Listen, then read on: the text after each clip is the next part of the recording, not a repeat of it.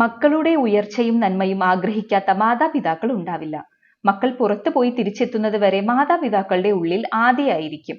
ആപത്തൊന്നും കൂടാതെ തിരിച്ചെത്തിയെങ്കിൽ മാത്രമേ ആ ആദിക്കൊരു ശമനമുണ്ടാവുകയുള്ളൂ.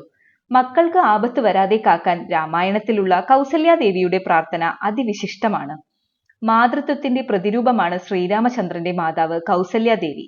മാതൃപുത്ര ബന്ധത്തിന്റെ പവിത്രത ഏറ്റവും മനോഹരമായി രാമായണത്തിലൂടെ എഴുത്തച്ഛൻ വർണ്ണിക്കുന്നുമുണ്ട്. മകനെ പിരിയുമ്പോൾ അമ്മയുടെ വേദന ഊഹിക്കാൻ കഴിയുന്നതിലും അപ്പുറമാണെന്ന് കൗസല്യാദേവി നമുക്ക് കാട്ടിത്തരുന്നു. അത്രമേൽ പുത്രസ്നേഹം നിറഞ്ഞ കൗസല്യാദേവി പുത്രരക്ഷയ്ക്കായി ദേവകളോട് നടത്തിയ പ്രാർത്ഥന ലക്ഷ്മണോപദേശത്തിൽ വിവരിക്കുന്നു.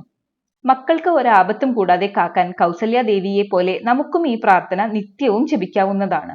അത് ഇപ്രകാരമാണ്: സൃഷ്ടികർത്താവേ വിരിഞ്ച പത്മാസന, പുഷ്ടദയാബ്ദേ പുരുഷോത്തമ ഹരേ, മൃത്യുഞ്ജയ മഹാദേവ ഗൗരീപദേ, വൃത്രാരി മുമ്പായ ദിക്പാലകന്മാരെ, ദുർഗേ ഭഗവതി ദുഃഖവിനാശിനി, സർഗതിലയകാരിണി ചണ്ഡികേ, എന്മകനാശു നടക്കുന്ന നേരവും കൽമഷം തീർന്നിരുന്നിടും നേരവും തന്മതി കെട്ടുറങ്ങുന്ന നേരവും സമ്മോദമാർന്നു രക്ഷിച്ചിടുവിൻ നിങ്ങൾ.